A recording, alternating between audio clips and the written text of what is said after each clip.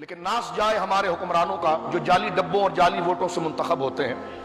کیونکہ کفر کو پتا ہے اگر الیکشن صحیح طریقے سے ہوا تو وہی ہوگا جو 74 کے اندر ہوا تھا، اس لیے ڈبے تبدیل ہوتے ہیں، ووٹ تبدیل ہوتے ہیں، ورنہ جو حکومت آج سندھ کے اندر ہے اور جو حکومت آج وفاق کے اندر ہے، یہ قانونی طور پر یوں دیکھا جائے اگر دیانت کے ساتھ الیکشن ہو تو یہ تو چشم فلک بھی یہ نظارہ دیکھ سکتا ہے کہ اس ملک میں اکثریت کس کی ہے، کن پرامن لوگوں کی ہے جو پاکستان کے حقوق اور اس کی نظریاتی نظام کو قبول کرنے والے ہیں، وہ الیکشن میں ظاہر ہو سکتا ہے۔ لیکن الیکشن میں اکثریت جن کے آگے لائنیں لگی ہوئی ان کے ڈبے خالی نکلتے ہیں،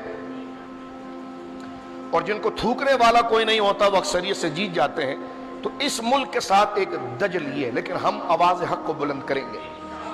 کیونکہ مسلمان خاموش نہیں رہتا، مسلمان اپنی آواز حق کو بلند کرتا ہے۔ مسلمان جو بات کرتا ہے اس کا نتیجہ، اس کا رزلٹ وہ دنیا میں نہیں چاہتا، بلکہ مسلمان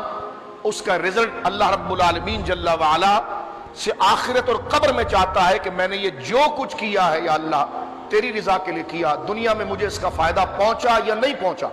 میں نے فائدہ لینے یا نقصان کی وجہ سے یہ بات نہیں کی، میں نے اس لیے بات کی کہ تو ان باتوں کے کرنے کا حکم عطا فرماتا۔ تو مسلمان جو ہے دنیا میں جن چیزوں نیکی کا کام ہو یا خیر کا کام ہو یا بدی سے رکنا ہو، وہ اسے داد و تحسین یا دنیاوی منفعت کا وہ تقاضا نہیں کرتا۔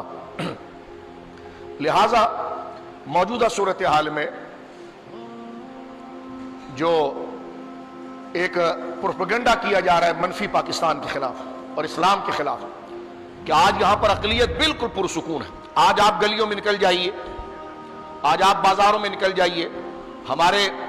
شہری اور وطنی دوست ہندو ہوں یا کوئی اور ہوں، ان سے آپ پوچھئے کہ کسی مسلمان نے آپ کو تنگ کیا، آپ کی دکان پر پتھر مارا، یا آپ کے ساتھ آپ کی مذہبی آزادی کے آگے کوئی روڑا ڈالا، کوئی رکاوٹ ڈالی، تو میں کہتا ہوں کراچی کے ساحل سے لے کر آپ تورخم کے آخر تک چلے جائیے، جتنے مذاہب یہاں رہتے ہیں ان میں سے آپ کو کچھ اگر کسی کا شکار ہو جائیں تو الگ بات ہے، لیکن اگر وہ دیانت کا ساتھ دے تو وہ کہیں گے کہ ہم تو ان مسلمانوں کے اخلاق کی وجہ سے امن میں ہیں۔ آج پشاور کے اندر، سوات کے اندر ایک بہت بڑا طبقہ ہندو ہے، ہندو طبقے کی آبادی ہے۔ ہزارہ ڈویژن کے اندر آ جائیں،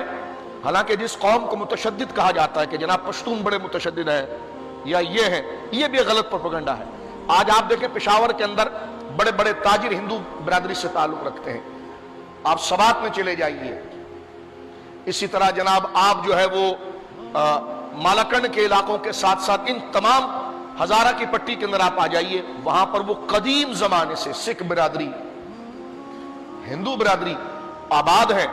اور وہ اپنے کام کرتے ہیں، وہ اپنی مذہبی حلیے کے ساتھ ہوتے ہیں، جیسے سکھ حضرات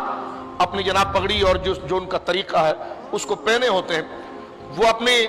جو ان کی عبادت گاہ ہے اس میں وہ آزادی سے جاتے ہیں، آزادی سے آتے ہیں، اپنا لباس پہنے ہوتے ہیں۔ تو یہ پروپیگنڈا جو یہاں پر یہود اور امریکہ کی این جی اوز جو پھیلا رہی ہے کہ جبری طور پر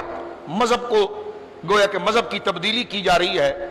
اگر ہم نے جبری طور پر لوگوں کو بھرتی کرنا ہوتا تو ہم قادیانی کو بھی قبول کر لیتے۔ قادیانی تو ہم سے ملنا چاہتے ہیں، قادیانی تو مسلمانوں سے ملنا چاہتے ہیں، مسلمانوں نے وہاں پر ان کو روک کر رکھا ہوا ہے کہ ہمارا ہونا جب ہو سکتا ہے جب مکمل طور پر اسلام کے دستور کو زبان کے ساتھ ساتھ دل سے قبول کیا جائے۔ تو ہماری حقانیت تو سب سے بڑی یہ ہے، ورنہ قادیانیوں سے تو آج ہمیں سب سے بڑا خطرہ ہے ان کو قبول نہ کرنے سے۔ اگر ہمیں صرف جھتے بڑھانا ہو اور اکثریت بڑھانا ہو اور اکثریت بڑھا کر کسی علاقے پر غلبہ حاصل کرنا ہو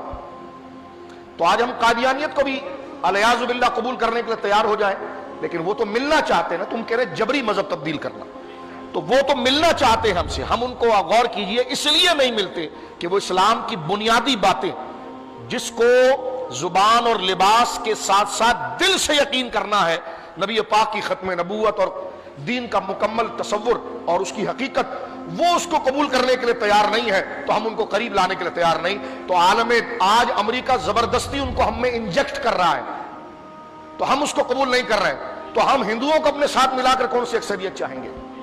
یا عیسائیوں کو اپنے ساتھ ملا کر کون سے اکثریت چاہیں گے؟ کتنا بڑا دجل اور جھوٹ ہے اور کتنا بڑا یہ فریب ہے، اس لیے کہ اسلام جو ہے وہ محض تسلیم کا نام نہیں، یعنی محض زبان سے اعلان کرنے کا نام نہیں، جب تک وہ دل سے اس بات کے اوپر راضی نہ ہو